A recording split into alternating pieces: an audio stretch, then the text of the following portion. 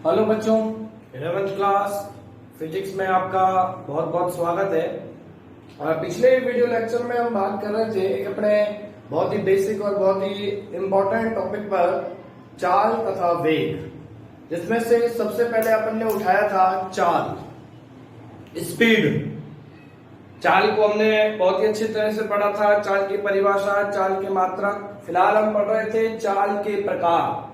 पिछले video lecture में हम लोगों ने चाल के प्रकार पर डिस्कशन किया था और आपको बताया गया था कि चाल जो है वो 4 प्रकार की होती है। नंबर 1 एक समान चाल, नंबर 2 असमान चाल, नंबर 3 औसत चाल और नंबर 4 तात्क्षणिक चाल। जो आपको मैंने बताया था कि मैं न्यूमेरिकल की दृष्टि से, न्यूमेरिकल जो है वो अधिकांशतः औसत चाल या तात्क्षणिक चाल पर आपसे पूछे जाएंगे। किस प्रकार के न्यूमेरिकल आएंगे आज अपन अभ्यास करेंगे औसत चाल से संबंधित प्रश्नों पर। और आप देखेंगे किसी भी एग्जाम में, किसी भी पेपर में औसत चाल से संबंधित आपसे एक आध प्रश्न निश्चित रूप से पूछा जाता है। ठीक है, एक समान चाल अगर हम थोड़ा सा रिपीटेशन करें तो एक समान चाल आपको क्लियरली पता है कि चाल बराबर दूरी अपॉन समय। एक समान चाल का तात्पर्य क्या है कि चाल का मान नियत रहे। असमान चाल का मतलब चाल का मान अलग अलग हो जाए। तो आपन ने एक समान चाल की परिभाषा क्या दी थी? यदि कोई वस्तु समान समय अंतराल में समान दूरी तय करे, समय अंतराल समान, तय की गई दूरी समान, जब आप भाग दोगे तो आपके पास एक नियत चाल, एक समान चाल निकल के आएगी। ठीक है, अब हमने बात करी दूसरा असमान चाल। इसकी परिभाषा कैसे बनाई आपने कि यदि कोई वस्तु समान समय अंतराल में अलग अलग दूरियां तय करे। अब देखना, हर तो सेम रहा, अंश बदल गया तो चाल का कैसा मान प्राप्त होगा? अलग अलग मान प्राप्त होगा। क्लियर? उसके बाद हमारे पास आता है औसत चाल, एवरेज स्पीड, जो कि हमारे लिए महत्वपूर्ण है। मैंने आपको एग्जांपल के द्वारा भी समझाया था कि यदि एक व्हीकल अलवर से जयपुर 150 किलोमीटर जा रहा है, अब जब आप अपने स्थान पर पहुंच गए तो आपसे कोई ये नहीं पूछेगा कि भाई उस समय आपकी चाल क्या थी, आप एक समान चाल से आए या असमान चाल से आए, क्योंकि एक समान चाल से जाना तो संभव ही नहीं है। रास्ते में ब्रेकर भी आएगा, रास्ते में भीड़ भी आएगी, रास्ते में ट्रैफिक भी आएगा। क्लियर है कि नहीं? तो वो आपसे जो पूछेगा वो आपसे पूछेगा कि भाई आप कुल इतनी दूरी कुल इतने समय में आपने तय करी, तो आप लगभग इतनी औसत एवरेज स्पीड से आए। इसलिए मैंने आपको समझाया था कि ये जो औसत चाल अपने पास है ये सबसे इंपॉर्टेंट है। और न्यूमेरिकल के लिए आपको ज्यादा कुछ बातों का ध्यान रखना है नहीं, केवल फॉर्मूला आपको ध्यान रखना है। औसत चाल बराबर कुल दूरी अपॉन में कुल समय। कुल दूरी निकाल लो और उस कुल दूरी को तय करने में कुल कितना समय लगा ये निकाल लीजिए, आपके पास एवरेज स्पीड यानी कि औसत चाल आ जाएगी। रही बात तात्क्षणिक चाल की, तात्क्षणिक चाल मैं आपको विस्तार से बहुत डीपली हम लोग चर्चा करेंगे जब मैं आपको मैथमेटिक्स टूल्स पढ़ाऊंगा भौतिक विज्ञान में, जैसे अवकलन समाकलन। ठीक है कि नहीं? क्योंकि किसी निश्चित क्षण पर जब आप चाल निकालते हो वो कहलाती है तात्क्षणिक चाल। समय के किसी निश्चित क्षण पर आपसे किसी ने कह दिया अभी आपकी गाड़ी चल रही है, अभी बता भाई कितनी स्पीड है, आपने स्पीडोमीटर में देखा और उसको अपनी तात्क्षणिक चाल बता दी। तो इस पर हम न्यूमेरिकल करेंगे, लेकिन सबसे पहले हम आ जाते हैं औसत चाल पर न्यूमेरिकल। औसत चाल पर न्यूमेरिकल बहुत इंपॉर्टेंट है, बार बार आपसे कहा जा रहा है। तो आज का वीडियो लेक्चर बहुत ही इंपॉर्टेंट होने वाला है हमारे लिए न्यूमेरिकल की दृष्टि से और कॉम्पिटिटिव एग्जाम के लिए भी, इसलिए बिल्कुल ध्यान से आप देखेंगे। हम बात कर रहे हैं औसत चाल से संबंधित प्रश्न। औसत चाल से संबंधित प्रश्न कि औसत चाल से संबंधित आपके पास किस प्रकार का प्रश्न पूछा जाएगा, यहां आपको ध्यान देना है। इसमें हम 2 केस लेके चलेंगे बेटा। केस नंबर 1, इसलिए कह रहा हूं आज का वीडियो लेक्चर बहुत इंपॉर्टेंट है। आप ही देखिए कि जब आपको औसत चाल या चाल निकालनी है तो चाल का मैंने आपको पहले कहा था कि भौतिक विज्ञान में रटने की आवश्यकता नहीं है। फॉर्मूला ही आपको परिभाषा देगा, फॉर्मूला ही आपको डेरिवेशन करने के स्टेप बताएगा, जो भी कुछ बताएगा सब फॉर्मूला बताएगा। चाल बराबर दूरी अपॉन में समय।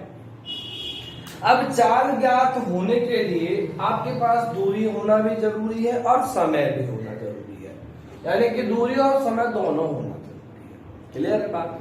अब आप ये देखिए कि इसमें विशेष परिस्थिति केस कैसे।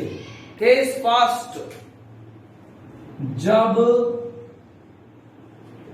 दूरी नियत हो या निश्चित हो, और केस नंबर 2 आपके पास आएगा जब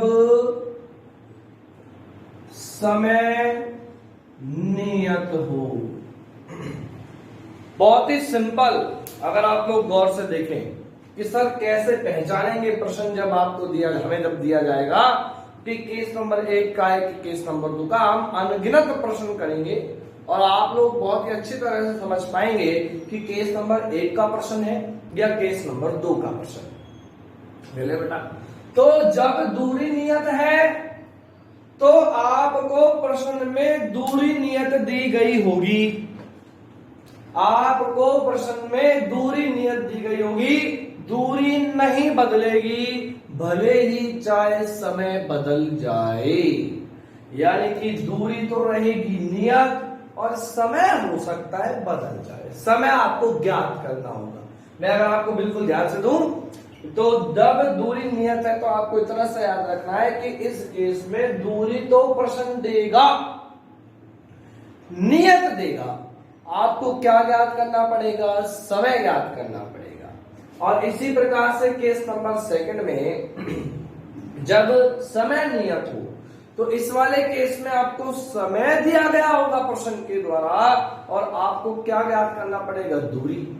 आप कहेंगे गुरु जी कैसे ज्ञात करें? ध्यान देना है एक एक बात पर। चाल बराबर दूरी अपॉन समय। अब मान के चलिए केस फर्स्ट में आपको दूरी नियत दे रखी है, मीन्स दूरी का मान दे रखा है, समय नहीं दे रखा। तो समय का फॉर्मूला यहां से क्या बन जाएगा? दूरी अपॉन में चाल, दूरी अपॉन में चाल बन जाएगा। क्लियर? इसी प्रकार से अगर मान के चले केस 2 में समय दे रखा, दूरी नहीं दे रखी, ये टेक्निक अपनाएंगे, इसमें तो समय निकालना रहेगा। और जब समय नियत दिया गया होगा आपको दूरी निकालनी होगी, तो दूरी बराबर क्या आ जाएगा? दूरी बराबर चाल गुणा समय।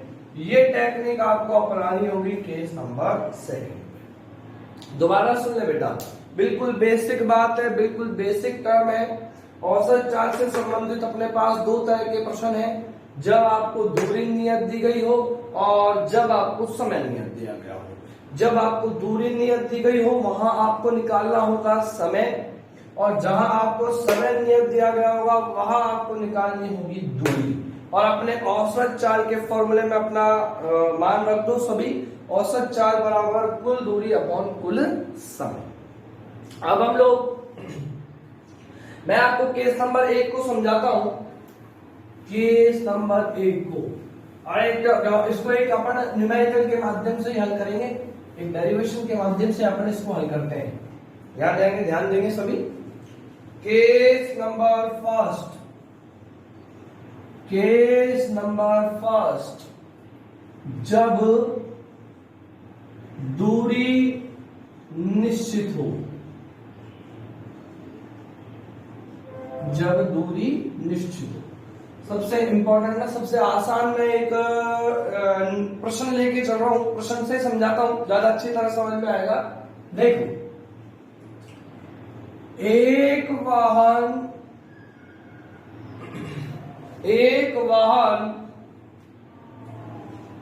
अपनी यात्रा की कुल दूरी का आधा भाग यानी कि कुल दूरी में से आधी दूरी, आधा भाग v1 चाल से, प्रश्न को अच्छी तरह समझना, भी समझाऊंगा मैं, तथा शेष आधा भाग v2 चाल से चलता है, तो वाहन की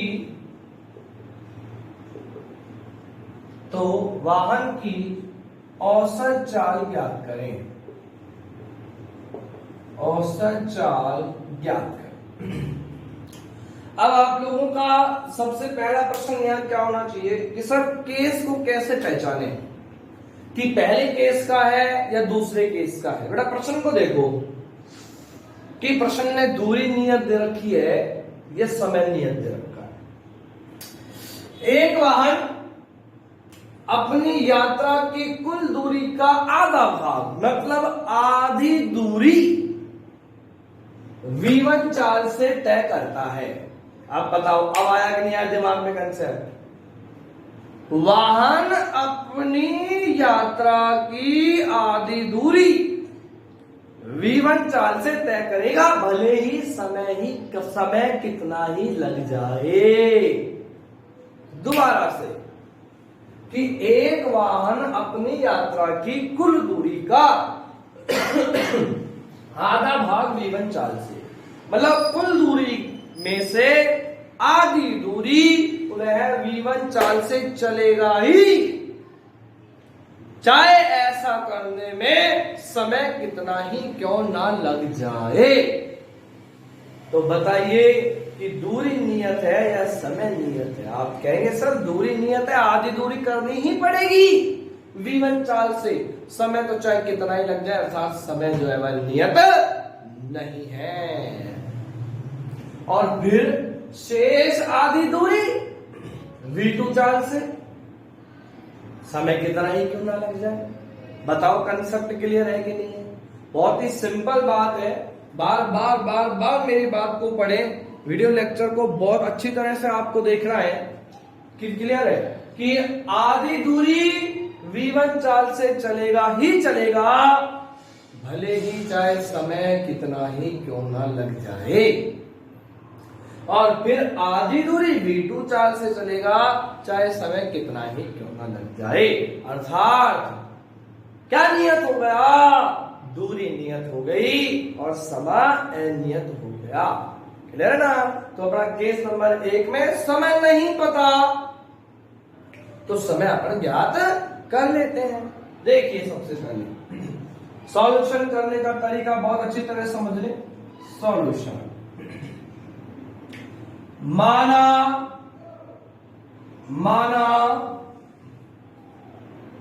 कुल दूरी, आप कुछ भी मान लो, s, a b c d e f g h, जो आपको सही लगे आप मान लो। हमने मान लिया कि वाहन की जो कुल दूरी है ना वो कितनी है, s। बेटा अब जैसे जैसे प्रश्न कह रहा है वैसा वैसा कुल दूरी की आधी दूरी, s की आधी दूरी कितनी हो गई, s/2, कितनी चाल से, v1 चाल से। क्या ज्ञात करना है? समय ज्ञात करना है। आपके पास ले देके एक फॉर्मूला है, चाल बराबर दूरी अपॉन समय, और आपको ज्ञात करना है समय, तो समय बराबर समय बराबर दूरी अपॉन में चाल। बस इतना सही तो करना है। और करना क्या है आपको? अब लैंग्वेज क्या? s/2 दूरी। आप कहें गुरुजी s/2 दूरी क्यों कर दी? अरे पागल, ये प्रश्न क्या कह रहा है कि अपनी यात्रा की कुल दूरी का आधा भाग। कुल दूरी कितनी? s। कुल दूरी का आधा भाग कितना हो गया? s/2। कितनी चाल से तय कर रहा है? v1 से। हमें निकालना है समय। लैंग्वेज क्या बनाएगा? s/2 दूरी v1 चाल से तय करने में लगा समय, मान लेते हैं t1 लगा, तो समय बराबर दूरी अपॉन चाल। अब ध्यान से, दूरी कितनी? s/2। s मत कर दियो। कितनी दूरी तय कर रहा है v1 चाल से? s/2। तो s/2 अपॉन में चाल कितनी? v1। ये ले भाई v1, ये दो आ गया नीचे। s/2 v1 समीकरण नंबर 1। अभी तो ये आधा ही समय आया है, अभी तो यह आधी दूरी तय करने में ही समय निकला है। शेष आधी दूरी में और निकालने, बिल्कुल सेम इसी पैटर्न पर। मैं कह रहा हूं बस स्टेप को ध्यान रखना है भाई। s में से s/2 तो दूरी हो गई कंप्लीट, और उसमें कितना समय लगा? t1 लगा। अब आधी दूरी में हो गई, तो अब कितनी बची? आधी। अब आ जाओ, s/2 दूरी,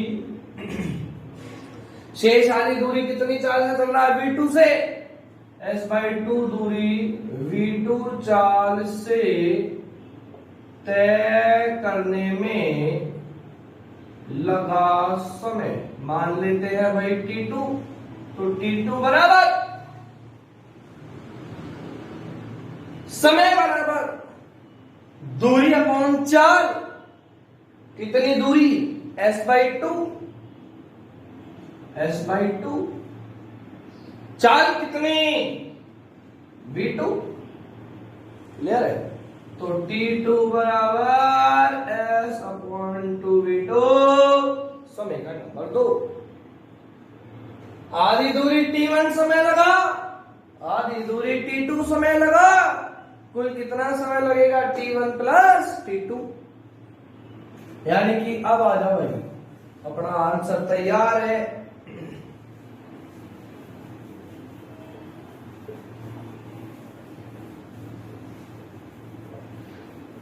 अपना जो आंसर है वो तैयार है।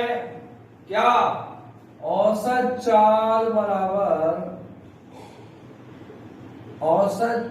बराबर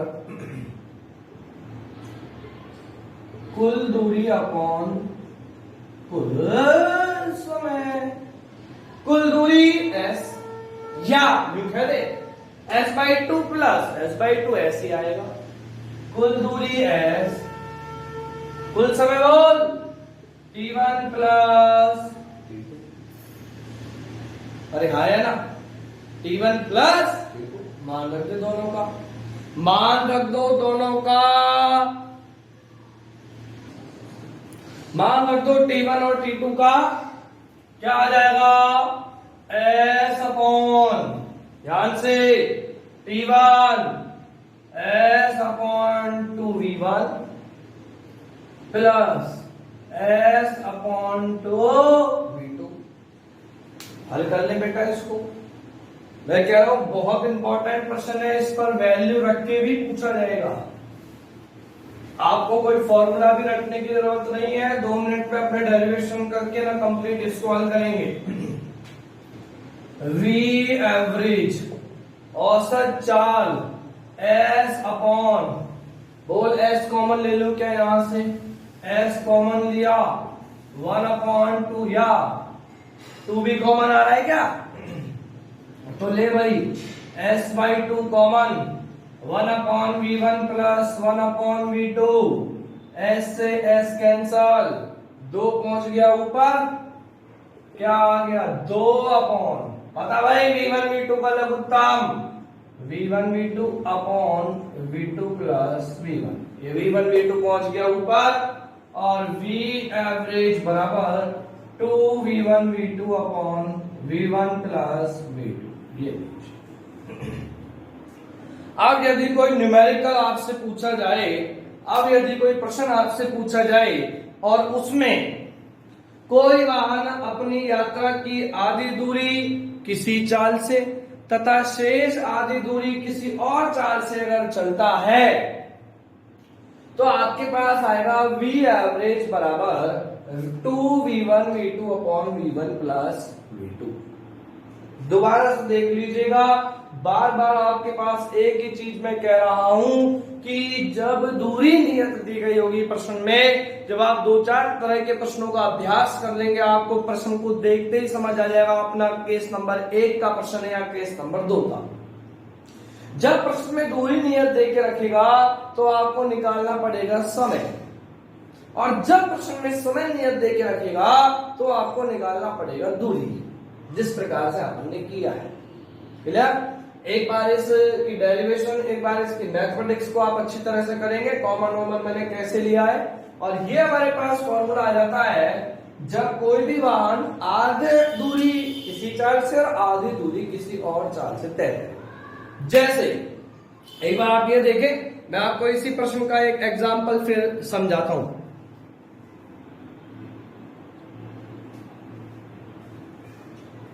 अगर अपन इसी सूत्र पर आधारित एक प्रश्न करें तो ध्यान देंगे अभी आप सभी किस प्रकार से अपन को हल करना रहेगा उस प्रश्न को। आज का वीडियो लेक्चर बहुत इंपॉर्टेंट है, इसलिए बार बार कह रहा हूं बिल्कुल नहीं छोड़ें, और इसको आपको कंप्लीट देखना है, कंप्लीट समझना है, क्योंकि आगे के प्रश्न अपन टिपिकल भी करने वाले हैं। मैं आपको जो प्रॉब्लम शीट दूंगा उसमें कई घुमा के भी प्रश्न पूछे जाएंगे। तो देखिए, एक प्रश्न अगर मैं करूं, एक बस अपनी यात्रा की, या यहां पे और संक्षेप में करें, अपनी कुल यात्रा की आधी दूरी 40 किलोमीटर प्रति घंटे की चाल से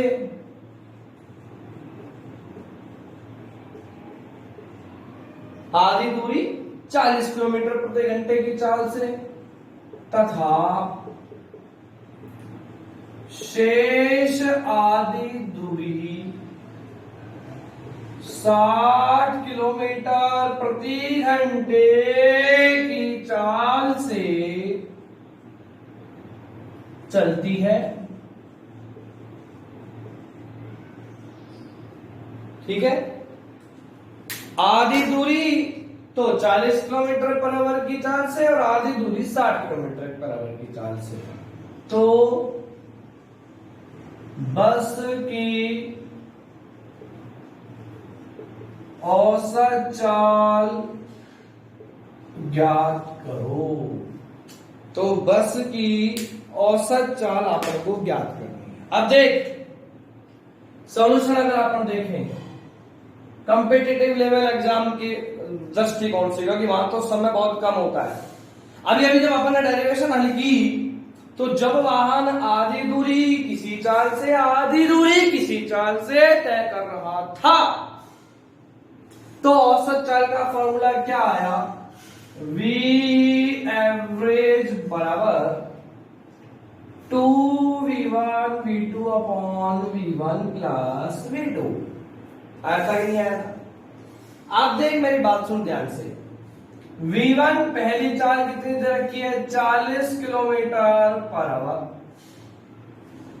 v2 बराबर 60 किलोमीटर पर आवर। कितना आसान बन गया, मुंह जवानी का बन गया, इसलिए तो कंपटीशन में आया। 1 मिनट का प्रश्न है, 30 सेकंड में हो जाएगा। तो v एवरेज बराबर क्या आएगा? 2। v1 की जगह कितना दे रखा है? 40। कोई बात नहीं, किलोमीटर पर आवर में है तो अपना आंसर भी किलोमीटर पर आवर में आ जाएगा। v2 कितना दे रखा है? 60 अपॉन में 40 प्लस 60। बस बच्चों वाला प्रश्न हो गया। क्या आ गया था? 6 चौक 24, 24 दूनी 48, 4800 अपॉन में 60 और 40,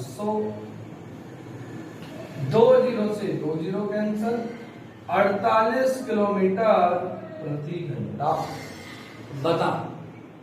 बता कोई समस्या आएगी? फॉर्मूला अगर अपन को याद है तो अगर कंपटीशन में प्रश्न आ रहा है तो मात्र और मात्र एक छोटी सी कैलकुलेशन के रूप में, बिल्कुल आसान प्रश्न के रूप में आपको एक नंबर देके जाएगा। और मान के चले बाय द वे अगर अपन सूत्र भूल गए, अरे तो डेरिवेशन के माध्यम से 2 लाइन तो लग रही है कि भाई कुल माना कुल दूरी s, आधी दूरी 40 किलोमीटर पर आवर की चाल से तय करने में लगा समय माना t1 निकाल लो। तो आज आपको ये कंसेप्ट बहुत अच्छी तरह समझना है। मैं आपको ये औसत चाल से संबंधित प्रैक्टिस शीट जो है वो कल दूंगा, जब आप लोग ये पहला केस और दूसरा केस दोनों अच्छी तरह समझ लेंगे। 20 प्रश्नों की एक प्रैक्टिस शीट मैं आपको दूंगा जो स्पेशली रहेगा औसत चाल से संबंधित प्रश्नों पर। तो आज के वीडियो लेक्चर को आपको बहुत अच्छी तरह समझना है। कोई भी डाउट हो आप मेरे से पूछे, यहां तक आज आप क्लियर करेंगे। धन्यवाद।